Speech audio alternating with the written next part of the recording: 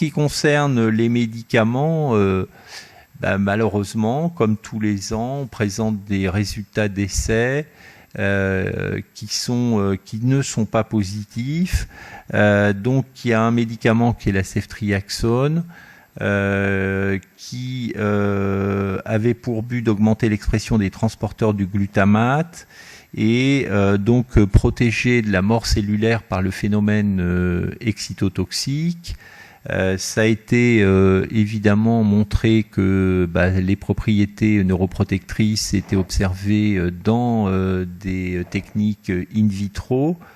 Il y a eu une première étude de phase 2 pour étudier la tolérance du médicament chez les patients, qui a conduit à une étude de phase 3, donc sur 513 patients double aveugle, et la pente de décroissance sur l'échelle fonctionnelle ALS-FRS était le critère premier d'efficacité.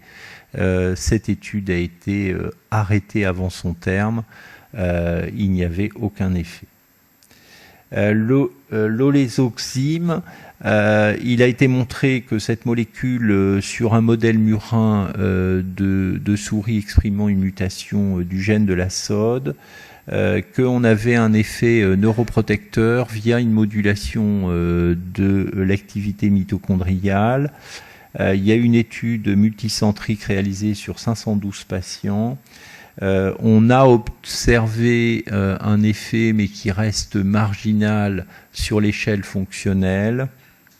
La survie des patients dans cette étude apparaissait supérieure aux essais antérieurement conduits, ce qui valorise très probablement la prise en charge à la fois nutritionnelle, mais surtout respiratoire. Néanmoins, l'étude est négative. Troisième molécule, le dexpramipexol, pour lequel on pensait qu'on aurait un effet. On a vu une réunion aux États-Unis, on pensait que l'effet serait peut-être positif. C'est également un effet neuroprotecteur via une modulation de l'activité mitochondriale. Première étude qui était sur 102 patients, deuxième étude sur 2 fois 471 patients. Le seul bénéfice qui est retrouvé, on reconfirme l'effet bénéfique du riluzole. L'étude d'addition dexpramipexol plus riluzole versus riluzole est négative. Autre molécule, une molécule NP001 qui agirait sur l'inflammation. Il y a un certain nombre d'arguments pour penser qu'il y a une phase inflammatoire dans la maladie. Que cette molécule pourrait réguler l'activité de cellules qui interviennent dans l'inflammation au niveau du système nerveux qu'on appelle les macrophages. Il y a une étude de phase 2 qui a été réalisée sur 136 patients répartis en 3 groupes, un groupe placebo et puis 2 doses. Ils ont été suivis pendant 6 mois et on a étudié la tolérance puis l'efficacité sur la pente évolutive de l'échelle fonctionnelle. Il y a une bonne tolérance, il y a une tendance pour le groupe le plus haut dosé. Et avec le fait que sur cette période de 6 mois, il y a un quart des patients qui ne s'aggravent pas sur cette période, donc il y a une étude de phase 3 qui débute. La rasagiline, action neuroprotectrice via une modulation de l'activité mitochondriale. Il y avait une phase 2, donc multicentrique en ouvert, avec une posologie de 2 mg. Les résultats intermédiaires à 6 mois, il y avait eu 35 patients d'inclus, un décès et 4 sorties pour effet indésirable. Il semble qu'il y avait un discret ralentissement du déclin de l'échelle fonctionnelle. Il y a un effet positif sur un certain nombre de biomarqueurs. On devrait avoir les résultats définitifs dans les mois qui viennent.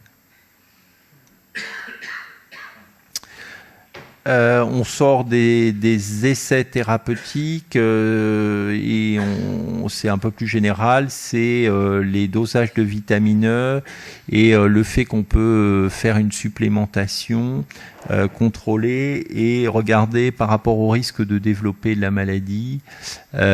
Si le taux de vitamine E est au-dessus de la médiane, on diminue le risque de développer la maladie et il en est de même sur l'action, disons, thérapeutique, opothérapique. Si on apporte de la vitamine E, on peut également agir sur le risque de développer la maladie, en sachant que évidemment c'est pré-maladie, mais c'est pas inintéressant de connaître un certain nombre de facteurs protecteurs. En ce qui concerne dans la prise en charge par rapport à la gastrostomie qui peut être proposée dans un certain nombre de cas quand les patients ont des grosses difficultés pour avaler ou bien qu'on observe une altération majeure de l'état nutritionnel, c'est une équipe portugaise qui a étudié leur pratique sur la gastrostomie mise en place par voie endoscopique. Manifestement, on voit que la gastrostomie est probablement placée trop tard dans la maladie pour avoir un effet bénéfique sur la survie. On essaye un petit peu de comprendre les raisons, bien sûr, qui font qu'on accepte plus ou moins vite la maladie.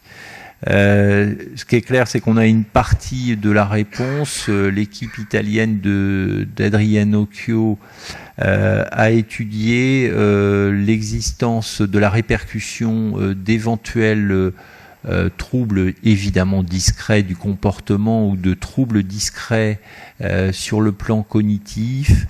Et il est montré que à la fois sur la mise en place de la trachéotomie et la survie après trachéotomie, mais également sur la mise en place de la VNI, l'acceptation est plus tardive et il y a un effet délétère de ces troubles qu'on appelle dysexécutifs, qui sont des troubles qui émanent du lobe préfrontal et qui permettent aux patients de prendre un certain nombre de décisions, de participer dans les choix. Et on voit bien qu'il y a un certain nombre de patients qui sont en grande difficulté pour prendre la décision et qui ont tendance à reculer. Et évidemment, nous, il faut qu'on essaye de trouver le maximum d'arguments pour les convaincre à partir du moment où on est dans une thérapeutique évidemment non traumatisante. C'est vrai que la gastrostomie, c'est quand même, c'est une petite chirurgie, mais c'est vrai qu'on se rend compte que quand on les met en place trop tard, l'effet n'est pas bénéfique. Dernier point, pour aller vite, il y a eu de gros progrès dans la génétique. Au jour d'aujourd'hui, on peut estimer que les formes familiales, c'est entre 5 à 10%, et on peut estimer qu'à ce jour, 70% des formes familiales sont expliquées. Donc il reste 25 à 30% à trouver. Et c'est l'intérêt d'ailleurs, vous verrez, du financement, enfin de la proposition de financement d'un des projets de recherche pour travailler sur les 30% restants, en sachant que le gène le plus fréquent et qui il y a de nombreux papiers qui sont sortis, c'est le gène avec la mutation sur le chromosome 9 qui représente 40 à 50%. Et en deuxième position, il y a le gène de la superoxyde dismutase. Alors, il y a un très beau papier qui est publié par Wim Robrecht dans Nature, qui a fait vraiment une revue assez remarquable, des processus physiopathologiques. Bon, on va pas rentrer dans le détail, c'est compliqué, mais on peut, en tous les cas, sur ce schéma, avoir tous les processus physiopathologiques qui peuvent être impliqués dans la maladie. Alors tout le problème est de savoir dans quel cas c'est un processus, quel est le processus prédominant. L'intérêt de comprendre les formes familiales, c'est que c'est un modèle pour les formes dites sporadiques. Et on peut vraiment penser que si on comprend et qu'on est capable d'avoir un effet dans les formes familiales, on aura un effet protecteur dans les formes sporadiques.